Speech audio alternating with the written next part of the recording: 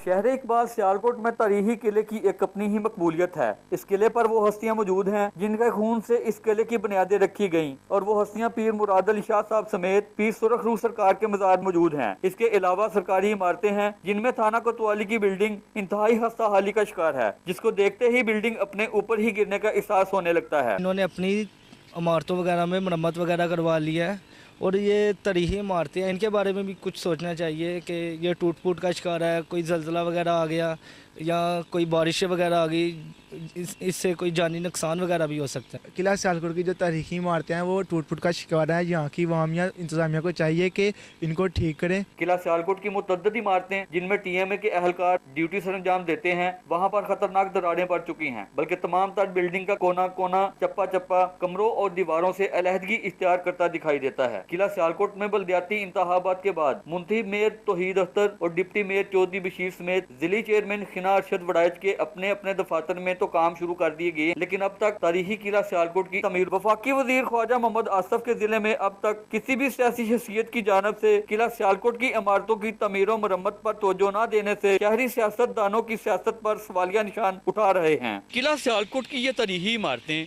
जिले इंतजामिया व महकमा आसार कदीमा की बेहिसी, गफलत व लापरवाही की वजह से इंतहाई हस्ता हाली व टूट फूट का शिकार हैं, जो किसी भी वक्त नागहानी हादसे का सबब बन सकती हैं और अपनी मरम्मत के सिलसिला में किसी मुसीहा की मुंतजर हैं।